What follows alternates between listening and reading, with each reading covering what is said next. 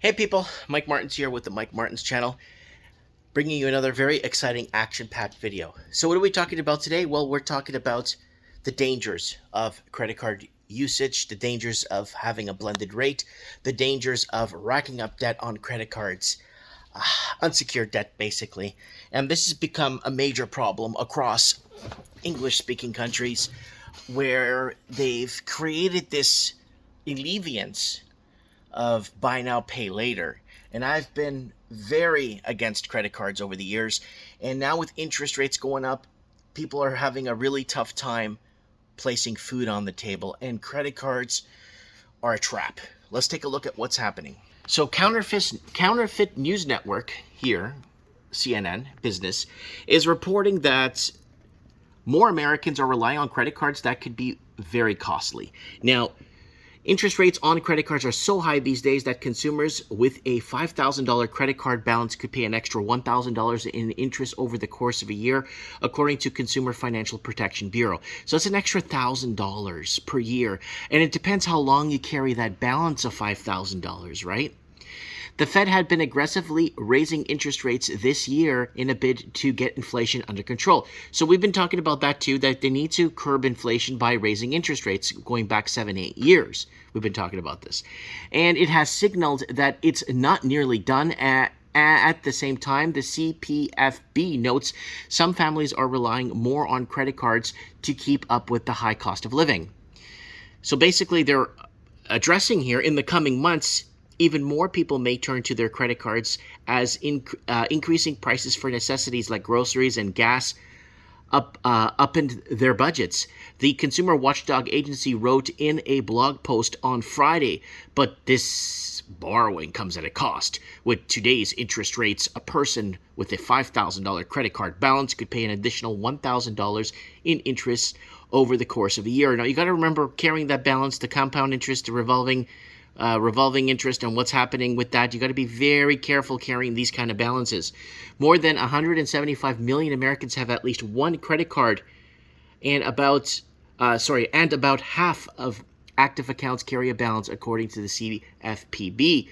So that's a lot of people that are carrying plastic in their wallets. What's in your wallet? Credit card balances saw the largest spike in 20 years.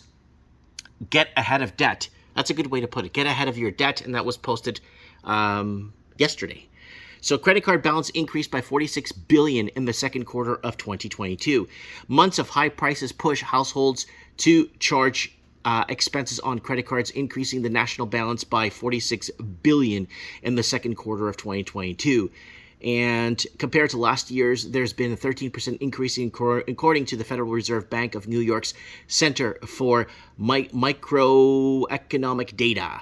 Although the second quarter typically runs higher, that large of a jump marks the largest increase in 20 years. So there it is right there. The largest increase in 20 years. While inflation has been running at a 40-year record high, wages have not kept up. That's something we say a lot in this channel. To make up the difference, more and more people are using lines of credit to fill the gap. And then in Canada, they've been using, in Australia, they've been using their homes as ATM machines, right? Remember that? So this is Equifax coming out of Canada. Total consumer debt climbs $2.2 trillion with credit card spending up. So there it is, a total consumer debt climbs to $2.2 trillion. So there it is. Consumers, the average monthly credit card spend per credit card holders is up 3.9% this quarter when comparing to the period of Q3 of 2019. So it all ties in, and many consumers are eager to get back to whatever activities, especially with holidays approaching. So there it is right there. Total consumer debt continues to grow, and increase of 7.8% in Q3 of 2021 when compared to Q3 of 2020.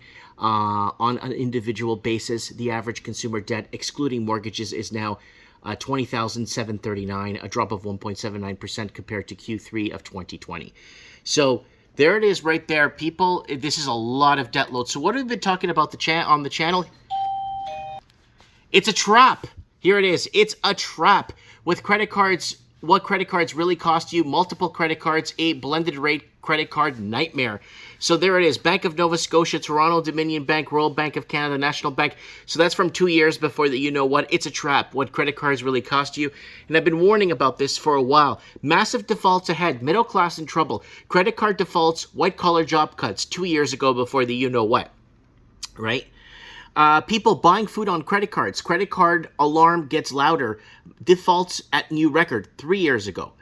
Red flags are flying as credit card industry after key gauge of bad debt. So there it is. More people will turn to credit cards. U.S. credit card interest rates hit high levels in 25 years. And it just keeps going on and on. This is the one I wanted to bring up. Pay your debts now. I made 7 months ago. They're coming for us in many ways. Paying down your debt faster may help you get a head start on your goals. So I've been warning. Watch out. They're planning on federalizing your private debt consolidation loans to help you. Foreign students racking up debt and taking off. So there it is right there for you guys to see. Canadians taking on too much debt. The mother of all debt. Loads, credit card debt going nuts 3 years ago. It just keeps going on. A third of Canadians have no retirement savings. Something we've been raising the alarm on here for a long time now. And now with more and more people turning to credit cards to feed their families, it's going to be an economic financial mess going into the future.